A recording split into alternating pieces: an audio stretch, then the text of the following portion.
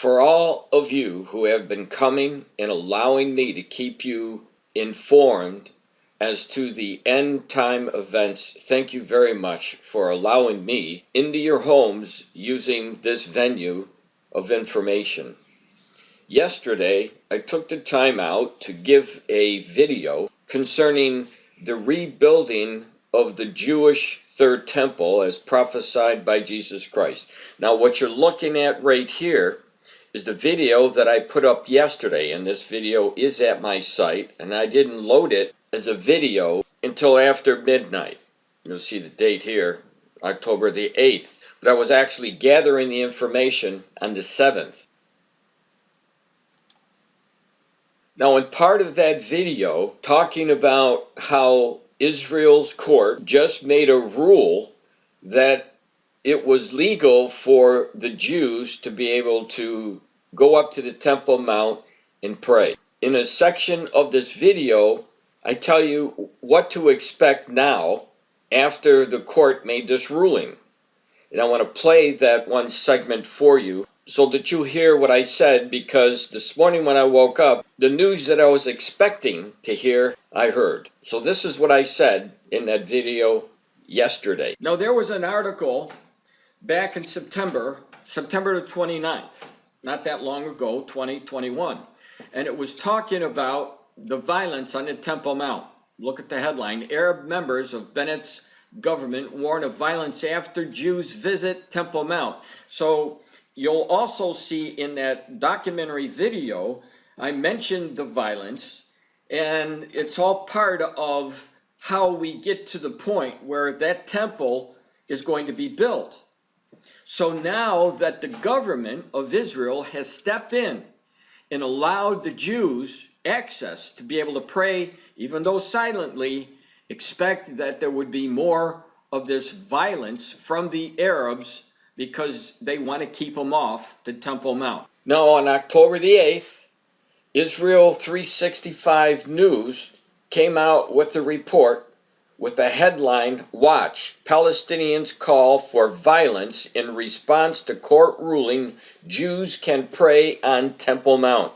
This is what the article had to say. Thousands of Palestinians answered a call to action on Arab media by arriving at the Temple Mount, Judaism's holiest site, on Friday morning, purportedly for prayer. Palestinians who arrived at the site reportedly chanted, "With our blood and souls we will redeem you." Al-Aqsa Mosque, literally, the further mosque, is mentioned in the Quran as a place where Muhammad prayed. According to most Islamic scholars, it is located Al-Jirana near Mecca, in Saudi Arabia. Some Muslims believe it is the Grey Domed Mosque located on the Temple Mount in Jerusalem. The Palestinian leadership has been using the term Al-Aqsa to refer to the Golden Dome of the Rock, Qubbat as-Sakra in Arabic, as well as the entire Temple Mount, in an agenda of disinformation. The Waqf, the custodial authority which managed the edifices on the Temple Mount, called the ruling a flagrant violation of the compound's sanctity and a clear provocation for Muslims worldwide. This decision also has no legitimacy because we do not recognize Israeli law on Al-Aqsa. Mosque Director Sheikh Omar Al-Qazwani told AFP Palestinian Prime Minister Mohammed Ibrahim Shtayyeh called on the United States to intervene to prevent Jews from having the right to pray on the Temple Mount. He also called on Arab countries to show solidarity with the Palestinians. Hamas, the ruling party in Gaza, recognized by many countries around the world as a terrorist organization, called the move a blatant aggression against the Al-Aqsa Mosque and a clear declaration of a war that goes beyond political rights to an aggression against religion and sanctities. The group said in a statement that the resistance is ready and prepared to repel aggression and defend rights. The Secretary General of the Organization of Islamic Cooperation (OIC), Yusuf Al-Othamini, said in a statement that the ruling is a provocation to Muslims globally. Such illegal decisions constitute an unprecedented attack on the inalienable religious rights of the Islamic nation and its heritage, a provocation to the feelings of Muslims all over the world. and a violation of freedom of worship in the sanctity of holy places, he said.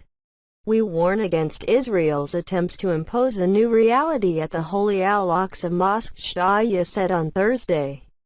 Minister of Jerusalem Affairs Fadi al-Hadmi said Palestinians are facing an open war at all aspects of life. No one single day passes without an Israeli decision or violation against the city and its residents.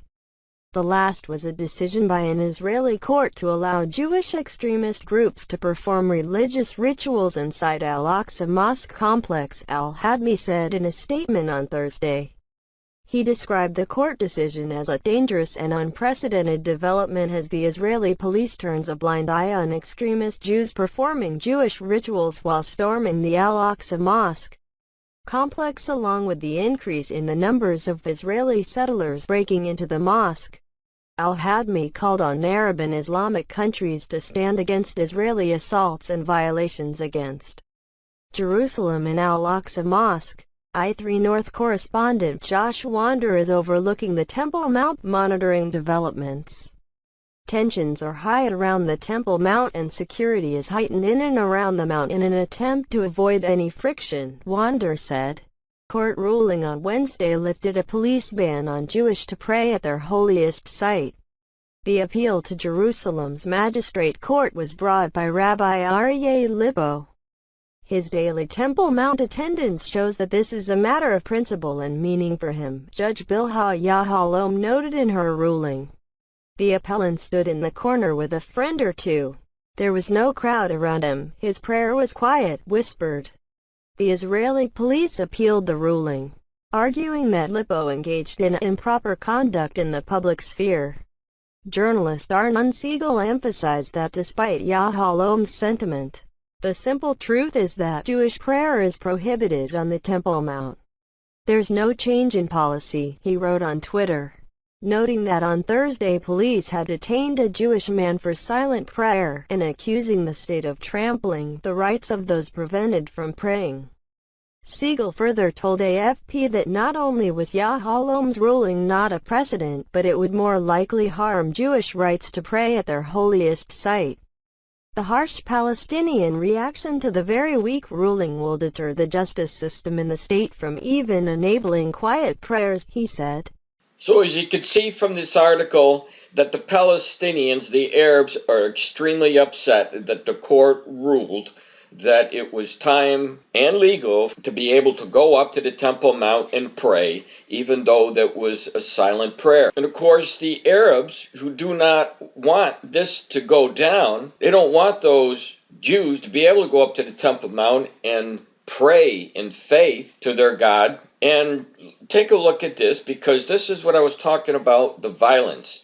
They called it a blatant aggression against the Al-Aqsa Mosque and a clear declaration of war. Now, the reason why I'm pointing this out is because all of you who have been coming to my site, watching my videos, how many times have you heard me say something has to happen in East Jerusalem on the Temple Mount specifically that would cause a major conflict? The major conflict that I was talking about could be that Psalm 83 war, of which I've been reporting about so many times over these many years. And so what these people, these Arabs who are doing, as the reporter reports about their reaction to the court ruling, they're just showing you their discontent for any Jew to be able to go up on that Temple Mount area. Even to the point, if you can believe this, a man who wants to go up there and simply pray a peaceful prayer, a peaceful man, not hurting anybody, and they call it a declaration of war, and they're calling it a violation of the sanctity of the Arabs on the Temple Mount, where all the Jews want is to pray. They don't want to throw stones. They don't want to attack the police. They don't want to play soccer up on this holy site like the Arabs do. And if it was so holy to the Arabs, why are they allowing such things to take place on their holy site? Now, how many of you who have been coming to my site have heard me that it wouldn't surprise me at all for some circumstance like praying on the Temple Mount the legality of the Jews being able to go up there to set off a war. We see the verbiage in this report today, and I've been warning that the Psalm 83 war has to take place. And for those of you who don't know what the Psalm 83 war is, it's a war involving the bordering nations around Israel coming against Israel as a confederacy, because that's what the prophecy reveals to us. And they're going to try to eliminate Israel so that their name doesn't even exist anymore. And these are the nations. You'll see the first one here, Jordan. And it just so happens that Jordan is running the day-to-day activities on the Temple Mount, trying to keep the Jews away from the Temple Mount so they can't pray or worship or do anything that they want to do on their religious site. In Lebanon, Saudi Arabia, Egypt, Palestinians, and Syria, they're all mentioned in this Psalm 83. So when we begin to hear now edicts allowing Jews to pray, although silent for now, but as I said in that video yesterday, it won't be silent for long. Could it be that this may instigate a religious war because of people praying on the Temple Mount? Only time will tell. One thing we know for sure, the Jews now have the court behind them. You'll see that the ruling will stand. More Jews will have the access up to the Temple Mount to be able to pray, as the court ruling stated, and there will be upheaval over such a court ruling. Let's see what the reporter had to say in this report. This is Josh Wander for Israel 365 News. I'm here in Jerusalem overlooking the Temple Mount, and I'm here during the noon prayers, Friday prayers of the Muslims on that mount. Hamas yesterday stated that all Muslims should come and they should redeem the Temple Mount from the Jews in response to an Israeli court who stated that Jews have the right to pray freely on the Temple Mount. As of yet, there has been no violence, although there has been reports that Muslim worshippers that have come here by bus from different areas have been stopped and searched by the police, and they are limiting the amount of Muslim worshippers to go up to the Temple Mount in order to stop friction from happening. We will continue to bring you updates if necessary. So stay with me as we watch the news to see what develops because of the court ruling of Jews being able to go up and pray.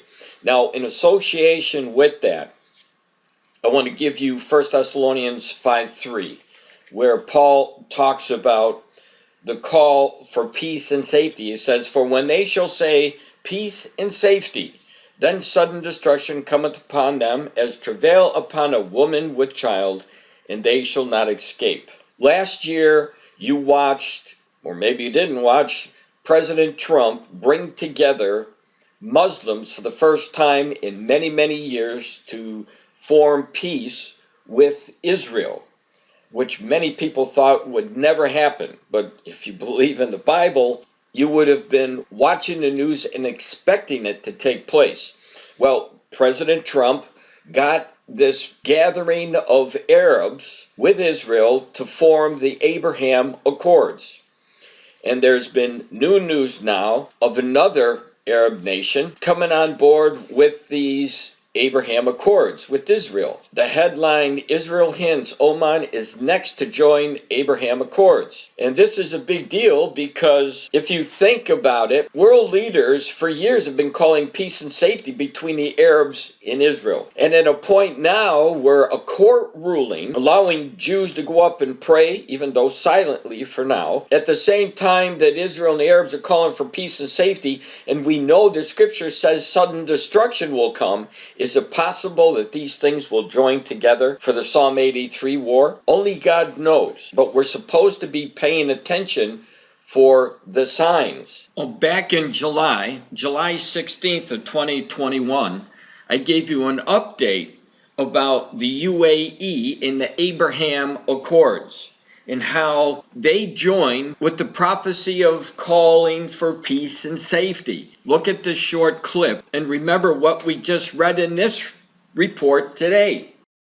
The UAE has now become the first Gulf state to have an embassy in Israel after the flurry of positive diplomatic breakthroughs between Israel and some predominantly Muslim countries that was brokered by the Trump administration. Israel's President Isaac Herzog attended the opening ceremony in Tel Aviv with UAE Ambassador Mohammed Al-Aqsa. 10 months ago, our two countries signed the Abraham Accords with a vision to pursue peace, security, and prosperity in our region. The UAE has now... Did you get that? In one report about the Abraham Accords and calling for peace and safety. The very words that Jesus gave to us about the end times. It's not a coincidence that we're seeing this type of information in the news. This Abraham Accord coming together for peace is a big deal. Not only may it be associated with the Psalm 83 war, but it could also develop into the Antichrist confirming the Abraham Accords down the road. Because the Bible tells us that when this Antichrist comes, he will confirm the covenant with many for a period of 1 week or 7 years. So if the Abraham Accords are already established, they were established in 2020, at a later date when some of these other countries like Oman are joining the Abraham Accords, then this Antichrist man could come on the scene, and he will come on the scene, pick up where it was left off and confirm the Abraham Accords covenant. That is a possibility. I'm not saying that that's exactly what will happen, but it is a viable possibility that we should be looking for. This is what the article has to say. Israel hints Oman is next to join Abraham Accords. Asked which country might be next, Benjamin singled out Oman as a country that Israel has sustained low-level relations with since 1991, when a round of peace talks were held in Madrid. A top Israeli foreign ministry official suggested that Oman will likely be the next country to join the Abraham Accords, leading to full normalization between the countries. Eliyav Benjamin, the head of Israel's Foreign Ministry's Bureau of the Middle East and Peace Process Division, met via Zoom with reporters on Tuesday to discuss the status of the accords reached last year between Israel and the United Arab Emirates, Bahrain, Morocco, and Sudan.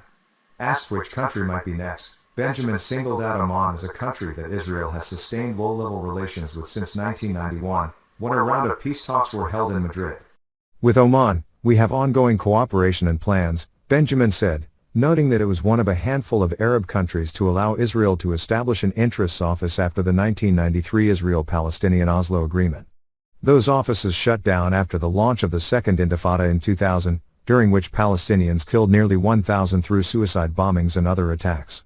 Despite that setback, Israel remains involved in Medrek, a freshwater research facility established in Oman in 1996, Benjamin said.